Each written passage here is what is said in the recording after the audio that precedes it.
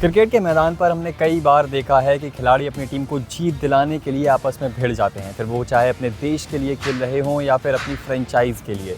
जैसे कि आईपीएल में हमने कई बार देखा है कि कई बड़े खिलाड़ी विराट कोहली से लेकर गौतम गंभीर तक आपस में भिड़ चुके हैं और यही जो लड़ाई होती है वो कहीं ना कहीं एक दो टीमों के बीच राइवलरी भी क्रिएट करती है। और ऐसा ही कुछ हमें WPL में भी देखने को मिला, जहां पर मुंबई इंडियंस और यूपी वॉरियर्स के बीच हो रहे मैच में हरमनप्रीत कौर और इंग्लिश खिलाड़ी सोफी एक्लिस्टन आपस में भिड़ गए। दरअसल हुआ ये कि यूपी वॉरियर्स की पारी के आखिरी ओवर में मुंबई इंडियंस अपने स्लो ओवर रेट की वजह से 3 ही फील्डर 30 यार्ड सर्कल के बाहर रख सकती थी, जिस पर हरमनप्रीत कौर खुश नहीं थी और वो अंपायर से इस बारे में कुछ चर्चा कर रही थी।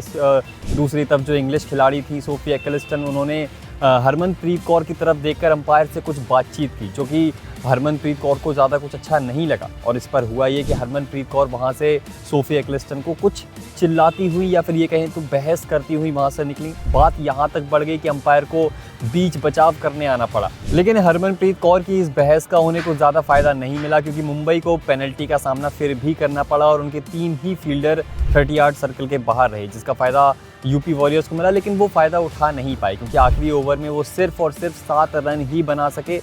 तो देखने वाली बात यह है कि जो ये बहस हुई वो बेसिकली इसी बात को लेकर थी कि जो मुंबई इंडियंस अपने ओवर्स कंप्लीट नहीं कर पाई थी, तो उन्हें पेनल्टी लगी थी कि भाई आप सिर्फ अपने 3 खिलाड़ी ही बाहर रख सकते हैं, उससे आपको एक एक्स्ट्रा खिलाड़ी आप बाहर नहीं रख सकते हैं, आपको एक एक्स्ट्रा खिलाड़ी अंदर रखना पड़ेगा। जिसकी वजह से वहाँ पर हरमनप्रीत कौर अंपायर से कुछ बहस कर रही थी और सोफी एक्लिस्टन आती हैं वहाँ पर हरमनप्रीत कौर से कुछ कहती हैं और वहाँ के बाद हरमनप्रीत कौर भड़क जाती हैं। हमने कई बार देखा है कि हरमनप्रीत कौर इन मामलों में काफ़ी ज़्यादा हाईलाइट रहती हैं। कई बार उनकी ऐसे भड़कने की या फिर लड़ने की खबरें सामने आती रहती हैं, लेकिन इस बार कहीं ना कहीं अपनी टीम को बेहतर पोजीशन में लाने के लिए, क्योंकि इस वक्त मैं आपको बता दूं कि WPL में प्लेऑफ की रेस में जाने के लिए होड़ मची हुई है।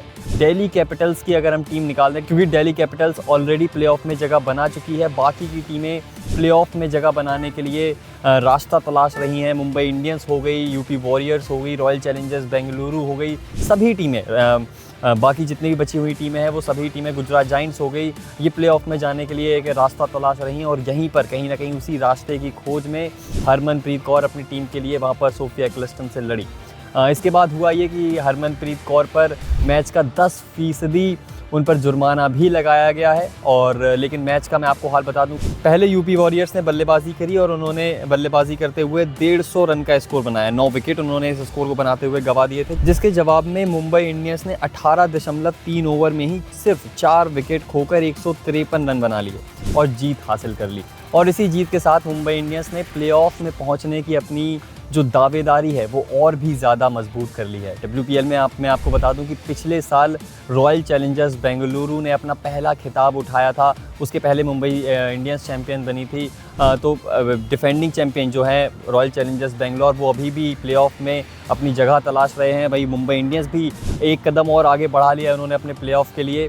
काफ़ी रोमांचक मुकाबले हो रहे हैं। अब देखने वाली बात ये होगी कि कौन सी टीमें होंगी जो प्लेऑफ में WPL के प्लेऑफ में अपनी जगह बना पाएंगी और इस बार WPL का खिताब कौन उठा पाएगा। लेकिन ये राइवलरीज़ के बारे में आप सभी का क्या मानना है? हरमनप्रीत कौर का जो लगातार हम ये देखते हैं इस तरीके का नेचर रहता है। अब देखने वाली बात ये होगी कि कौन सी वो टीमें रहेंगी जो WPL के फाइनल में अपनी जगह बना पाएंगी और WPL का खिताब कौन सी टीम अपने नाम कर पाएगी। आपकी इसमें क्या राय है? अपनी राय हमें कमेंट सेक्शन में ज़रूर बताएं।